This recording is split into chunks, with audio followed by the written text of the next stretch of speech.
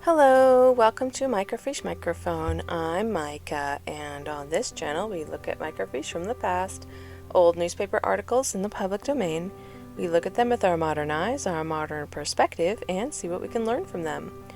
On this microfiche time capsule, we are looking back at the improvement era from November 1931. And this article is entitled Greatness in Men, President Anthony W. Ivins, by Bryant S. Hinckley, president of Liberty Stake. So what happened was we finished our Lives of Our Leaders series in the last episode, last video, and this time we are moving on to the Greatness in Men series by Bryant S. Hinckley. If the name rings a bell, it's because Bryant S. Hinckley was the father of Gordon B. Hinckley. So in case that, is something that anybody would recognize. He was a stake president in Liberty Stake for years. But in the 1930s, this is before President Hinckley was called into the Quorum of the 12. And also is that this is 30 years after the previous articles. So a lot has changed in those 30 years.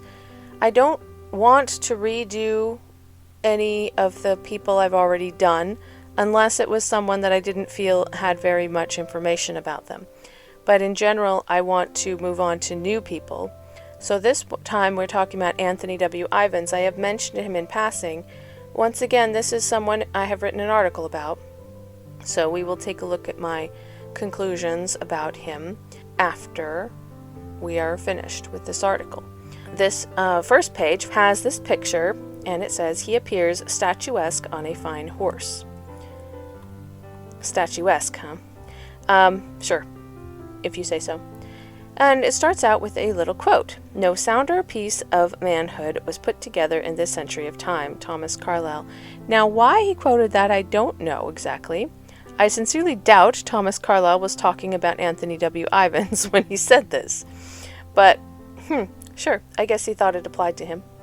Anyways, Anthony W. Ivins is one of the last of that noble company of men who will go down in history as the great pioneers of the Mormon people. The line is growing thin and gray, but few remain. He was young when most of those men were in their prime, but he was old enough to understand and share the dangers and vicissitudes through which they passed, and he knows better than any other living man their story and has described some of their experiences with the beauty and grace of an artist. Referring to the pioneer trail, he says, the romance and tragedy of those old trails, now so well known to us, will never be written or told. It cannot be, because the men and women who made the unrecorded history along those devious ways have long since gone to tread the paths of another and better world, leaving little of written history behind them. September era. So this is called the Improvement Era. It's sometimes referred to as just the era. By the way, this magazine was a magazine written for the youth. Those men of the plains and the mountains were indeed a picturesque company, men of fine extraction of heroic mold, lovers of nature and nature's God, rugged but never crude. Their hard surroundings never made them harsh or cruel. Among them, all few indeed fit so admirably into the varied situations incident to pioneering, as does Anthony W. Ivins. Yeah, he was quite a little cowboy, I think. He is a man of peace and quiet ways. Nevertheless, many of his experiences are as thrilling and romantic as any found in the tales of the novelist, and some of them are pathetic and tragic. He loves all nature, bleak places, and hardy companions. He is happy with the frontiersman, and the frontiersman is happy with him. Wherever he goes, he has shown a marvelous power of adaptation. In Old Mexico, he was equally at home with the humble peon and the proud president of the republic. He appears to advantage among titled nobility and among men of liberal learning. He unites the finest sensibilities with the greatest physical courage and the strongest will. He combines the instincts and accomplishments of good breeding with the broadest sympathies and affiliations. In him are found the qualities of the man of action and those of the thinker and the writer. He is indeed a many-sided, versatile man with remarkably wide and varied interests. His interests are as keen in economics as in natural history, in baseball as in statecraft. in poetry as in finance. He knows cattle and loves horses. He has a fascination for mining and a patriotic reverence for the flag and the Constitution for which it stands. He is indeed a true American. If destiny had led him into the conflict of war, he would no doubt have played that game with the gallantry and skill which would have made him forever renowned. There is something chivalrous and statuesque in his very appearance on a fine horse. And here's another picture, President and Mrs. Ivins. That's not a very good picture. It's very grainy. I think it's interesting the way they describe him, and I would agree with that so far, but there's not a lot of facts here. It's a lot of opinion, so... Alright, let's keep going. His loyalty to his neighbors and to his friends, his fine sense of justice, his downright honesty, his love for the truth, coupled with his great ability, has secured to him the everlasting allegiance of those who know him. And here's another very grainy picture. In any activity, President Ivins played a prominent part and played it successfully, is the caption. I don't know why they're showing this. Is that like a slaughtering of an animal? I think so. I think they're deer. It was probably a hunting trip. Anyways, something like that. It's hard to tell, though. Like, okay, so he had a successful hunting trip. Zippity-doo-dah. I don't know. It's a weird picture to include, but okay. On the 16th of September last, he passed the 79th milestone of his life, with the years resting lightly upon his seasoned shoulders. But, okay, lightly, huh? His athletic body has resisted wonderfully the assault of time. His hair is white and his head slightly bowed when he walks. Time has mellowed his fine features, but his sinewy limbs are still his willing servants. With his warm sympathies developed, his tenacious memory unimpaired, his poetic imagination highly esteemed and universally beloved citizens of the Commonwealth. From the summit of his years he can look over the most colorful and uncommon career, a career in no way devoid of irksome, toil, or perilous experiences, one in which there is much monotony and commonplace, but in its larger aspects a most romantic and inspiring career. The simple story of his life from his birth on Toms River, New Jersey, to his home on the hill in Salt Lake City would be an interesting one. He came to Utah as a child. He remained in Salt Lake City until his 9th year, moved with his parents to St. George, where for 34 years he made his home. They were among its original settlers. Well, back in those days, they asked people to move to St. George when they were settling it. Erastus Snow was in charge of that, and that's why it was kind of a big deal. Also, George A. Smith, it was named after him. Yeah. So they moved down there with them. As a young man, he did missionary work among the Indians and in Old Mexico, where he moved in 1895, and for 12 years was president of the Juarez Stake of Zion. Juarez Stake was Colonia Juarez. It was a polygamous colony, I believe. In 1907, he was ordained an apostle and moved to Salt Lake City, and has since resided there. So he moved straight from Mexico. St. George, the home of his youth and earlier manhood, is a small town far removed from the centers of population and commerce, but a good place for a young man to grow up. His surroundings were hard but wholesome. Things did not come easy. Great fortunes were not made by speculative methods. To succeed, he required the development of those basic virtues which underlie all sound living. The people in a large measure were forced to rely upon their own resourcefulness and ingenuity, not only for their common sustenance but for the education and recreation.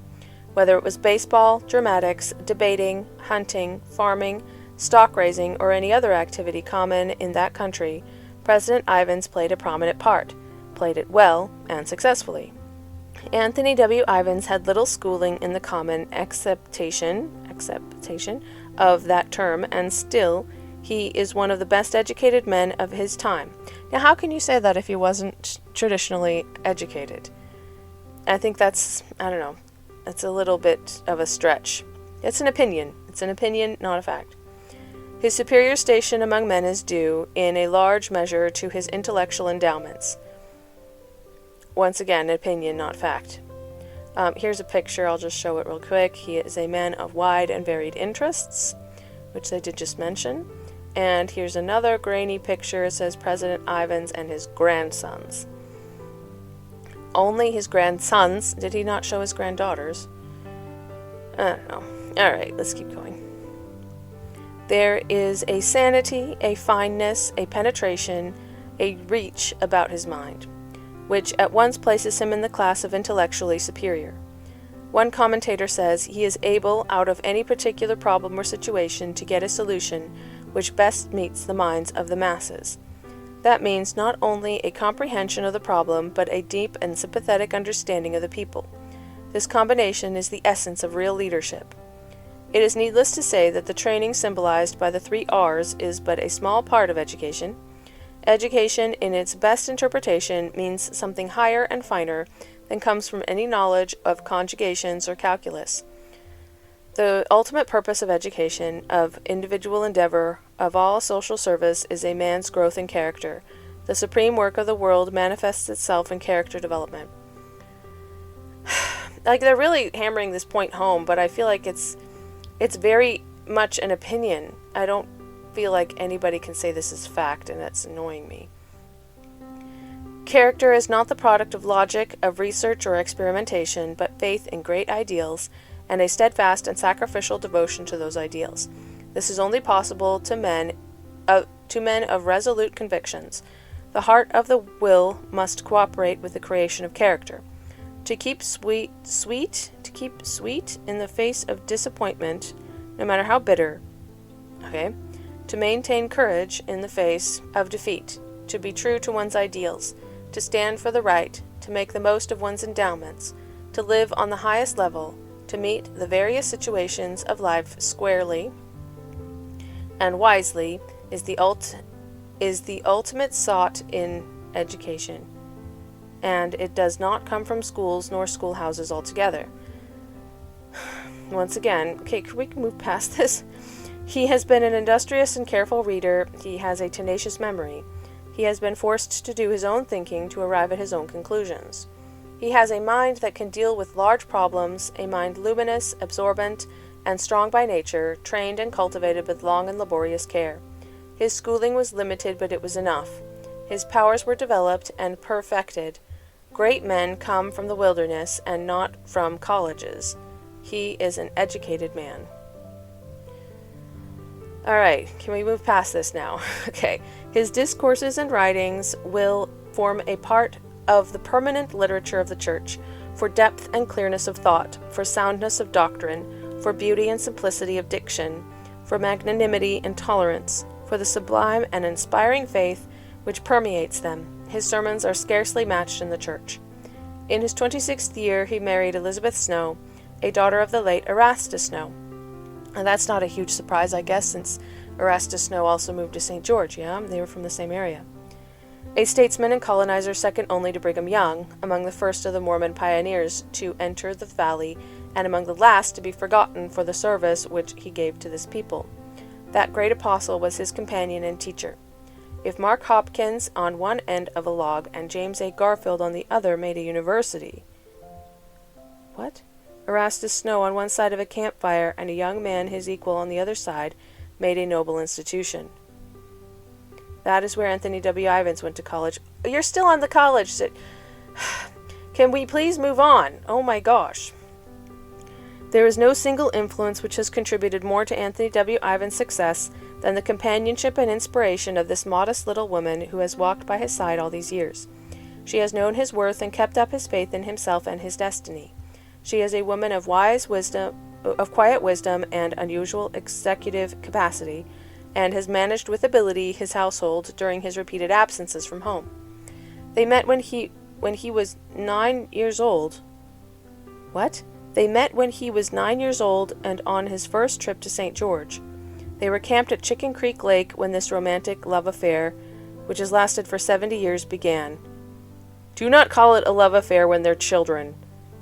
Here is a dainty and graphic account of it from his own gifted pen. Okay, now I'm scared.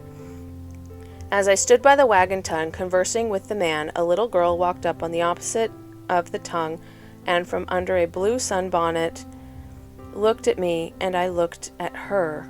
I was thrilled with her beautiful brown eyes and could not forget them. I continued to see her until we had grown to man and womanhood, when she became my wife. She is with me still, the same sweet girl that she was at Chicken Creek. She has shared with me the dangers, trials, and privations of pioneer life. No other has or ever can take her place. I find it a little creepy that they were literal children when they met, and then they got married, you know? I guess that does happen, but it's just a little weird. And they're acting like he fell in love with her immediately. Dude, he was 9 years old. I sincerely doubt he was in love with her then. You know? I mean, he might have liked her. They might have been friends. But, like, calling them lovers at a young age, it's sexualizing children. I don't like it. They have 8 living children, 1 deceased, all of whom are of the same modest, intelligent, self-reliant type as their distinguished parents. Okay? And here's another picture. Kind of a funny picture. The way it's cut out, it's funny. Anthony W. Ivins, one of a company of noble men known as the Pioneers. Speaking of the master influences of his life, the deep and dominant influence of his life. Why did they say influence of his life twice? The influence which has given direction to all his splendid powers and inspired him to fine endeavor is his reverent and passionate love for the Redeemer of the world, his profound understanding of his life and mission. This has developed in his soul a universal love for mankind, a tender compassion for the poor and the unfortunate, and made him a champion of the oppressed. Anthony W. Ivins has always stood as a fearless tribune of the common people. He understands them and loves them. This is one of the sources of his great influence. He is a practical man, a man of affairs, a man of the rarest common sense, and there is running down through the center of his life this deep, silent current of righteousness. He never speaks upon any great gospel theme without impressing those who listen with the fact that he has the vision and seership of a major prophet. While his feet are firmly planted upon the solid earth, he is an idealist, never offensive in expressing his opinions. Still all men know where he stands and admire him for his stand. He is a deeply religious man. He is first counselor, and a little more than first cousin to the president of the church, and no one could be prouder of the counselor and a cousin than in his file leader. We doubt that if any president ever had a wiser counselor. The contrast between these cousins is, in some respect, is sharp and pronounced, but their lives complement each other with remarkable completeness. We come now to some fundamental questions. What has given Anthony W. Ivins such a commanding place among men? What is the explanation of his great influence? Put these pertinent questions to his most ardent admirers, or to the most intimate friends, and they hesitate. They cannot answer you because it is not any specific characteristic. It is not the result of any single gift. Still seeking an answer to these questions, you ask, is it the simplicity of his life? Is it his intellectual superiority? Is it the soundness of his judgment? His steadfast loyalty? The strength and purity of his character? His reverence for his God and for his country? You reply without hesitation and with decision, yes, all of these, in a most happy and harmonious union. It is not any extraordinary and easily discoverable characteristic that has distinguished him, but rather the fine poise and balance of all of his faculties. His mental, moral, and physical equation is admirable. He never explodes, he never leaps before he looks.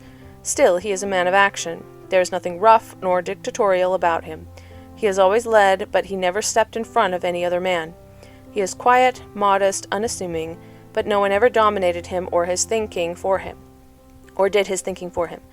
Back of his humility, beneath his modest and lofty self-respect, the fiber of his soul is tender, the timber of his will is strong, the sources of his power lie in the depths of his shining soul.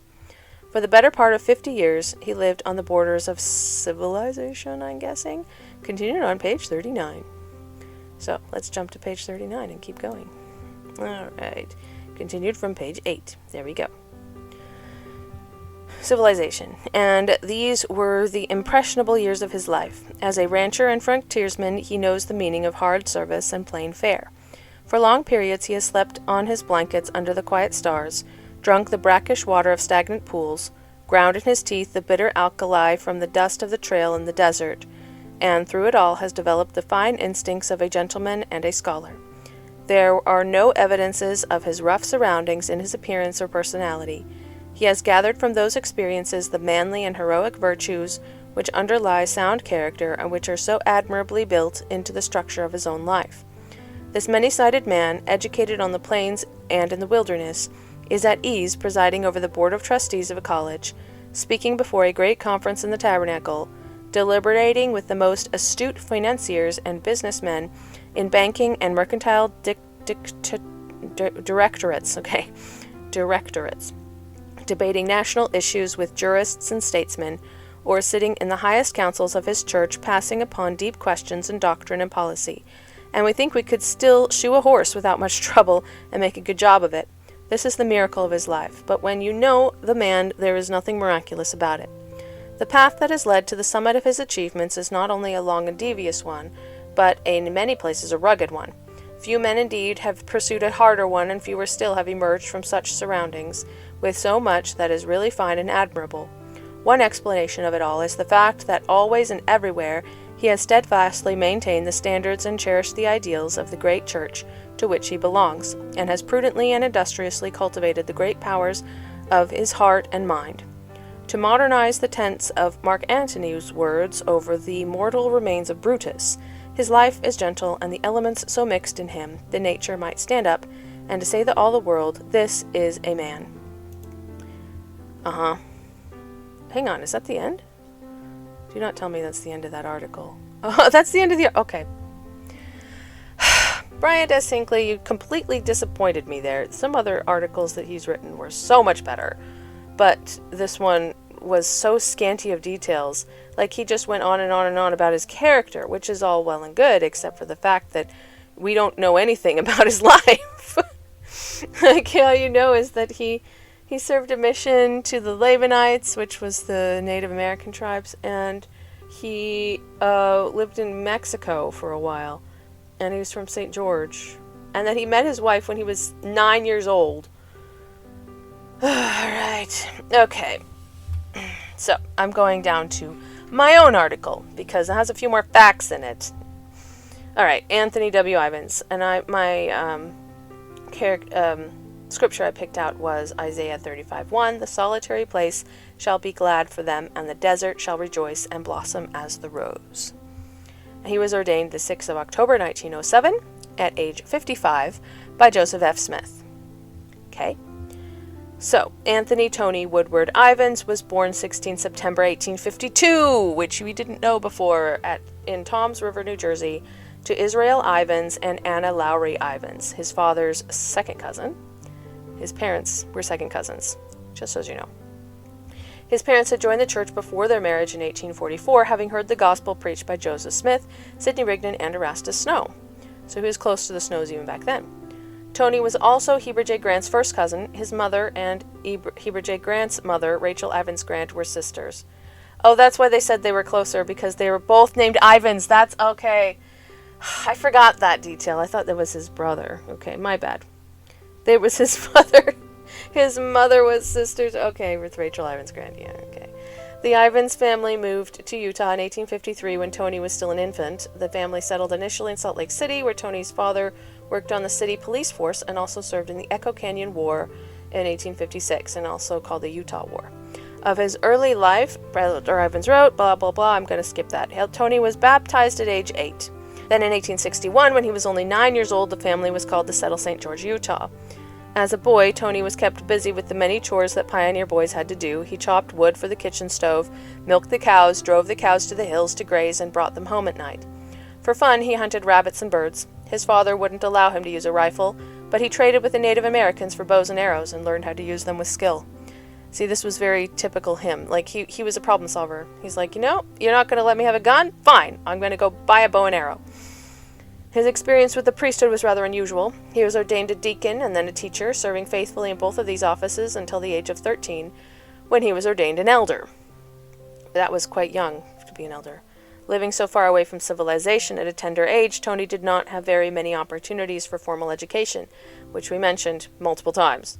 He had a keen mind, however, and attributes his scholarly successes to his parents. Tony and his father were very close.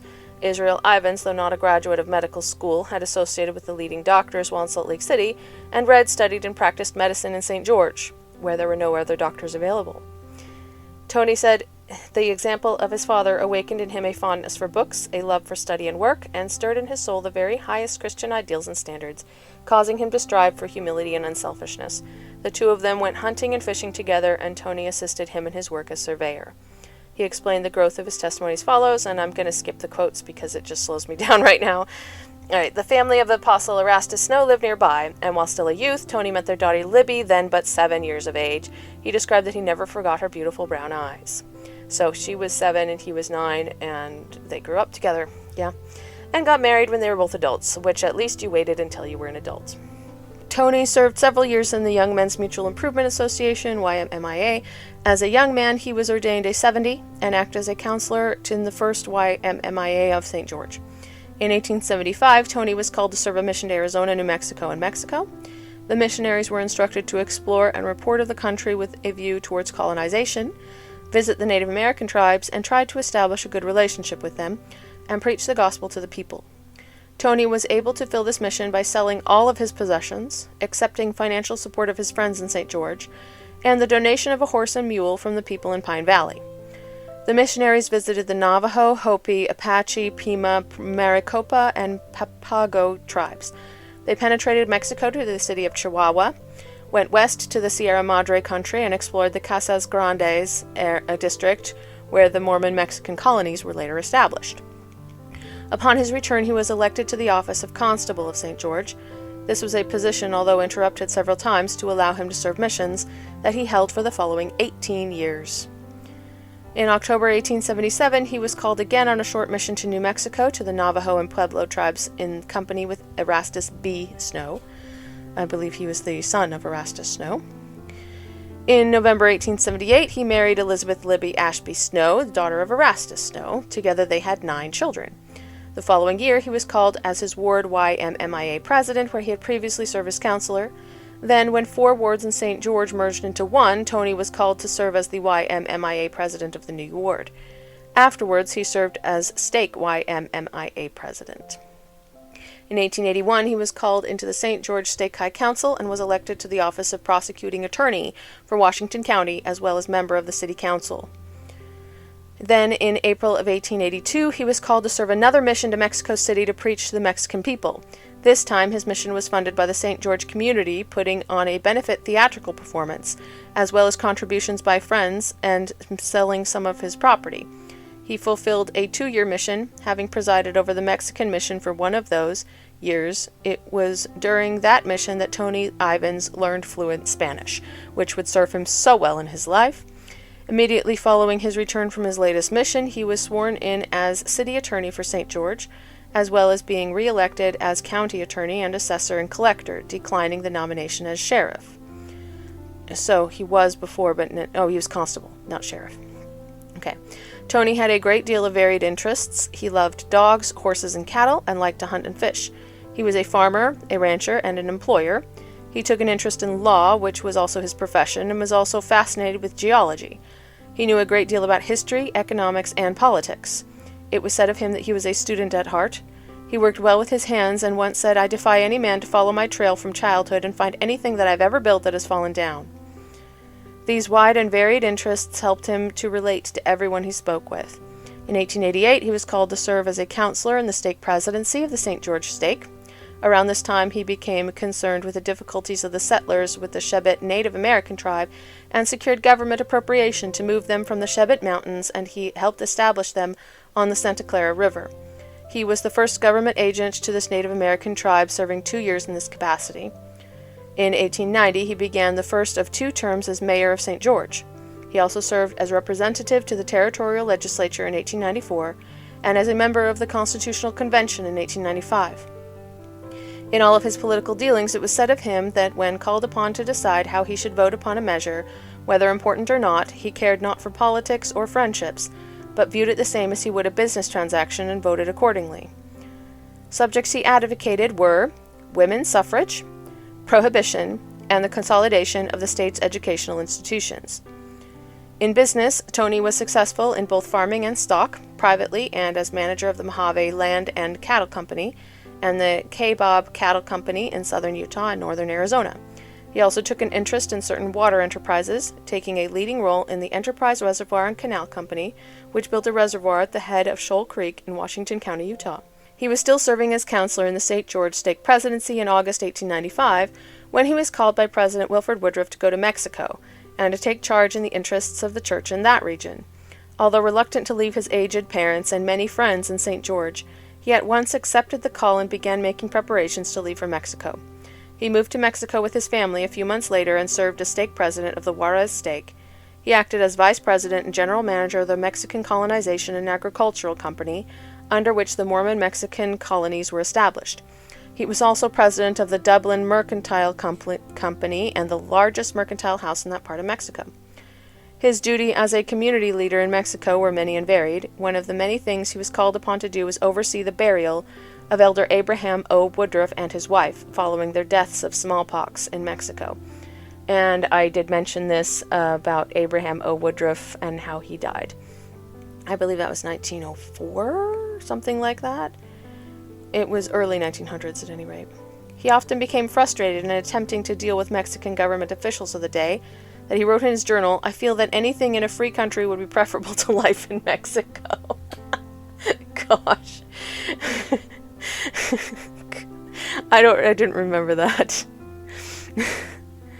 Of the Mexican colonies, he said, blah, blah. He thought very highly of the people, but I'm going to skip that part too. While still serving as stake president in Mexico, Anthony W. Ivins was surprised to hear his own name called as apostle. He was ordained the day of his call on 6 October 1907 by President Joseph F. Smith. His activities as a general authority were similar to the duties that he had always had throughout his life, simply on a larger scale.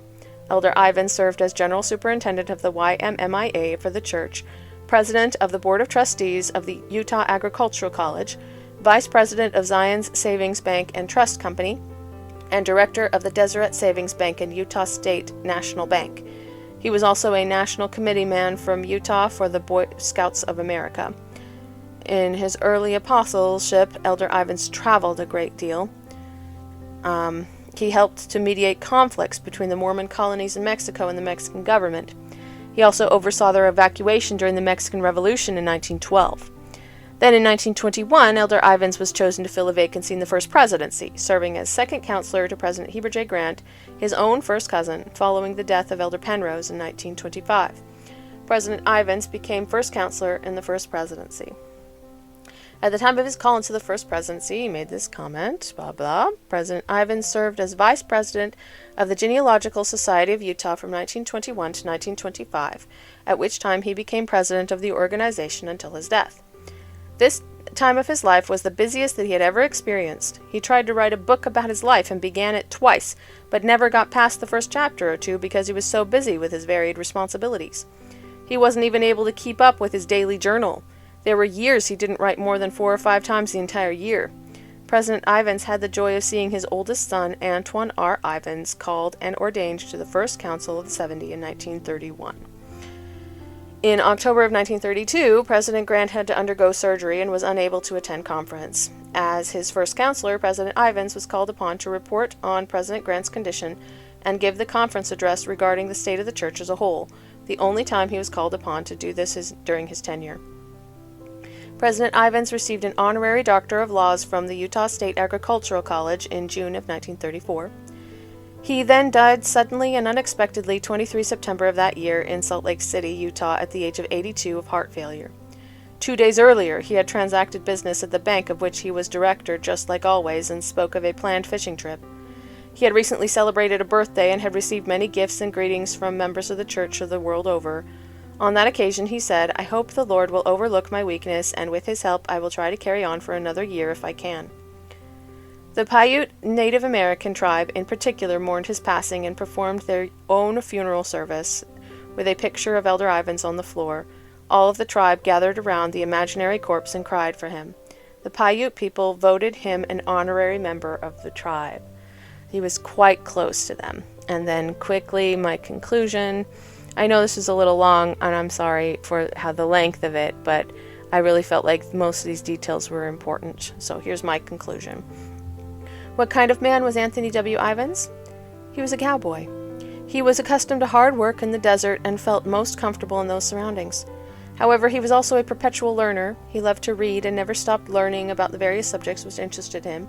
He used his extensive knowledge to support his testimony and loved to share what he discovered with others. He never shied away from responsibility and was someone who could always be depended upon. He had a great love of people and wanted to see everyone making correct decisions. He fulfilled his great responsibility with dispatch and efficiency. I feel like he was a doer, you know. He's one of those people who you ask him to do something and he's like, all right, let's roll up our sleeves and get it done, you know. And if he doesn't know how to do it, he will read up and figure it out and get it done. Yeah, I just feel like he's one of those people. Like, he was probably a really good pioneer because of that. It makes him very, have a lot of varied interests and varied skills, yeah. Anyways, I'm a little bit disappointed in the article by Bryant as Hinckley. I remember those articles being better than that. So hopefully it'll be, because it was a lot about his character, but it wasn't much about his life. And yeah, so that's why I supplemented my own research and about his life. Like, he did a lot. He did a lot for, you know, anybody. He did a lot. So anyways, I hope you really enjoyed that. And if you did, please make sure to like the video, subscribe to the channel, and I hope to see you in the next video.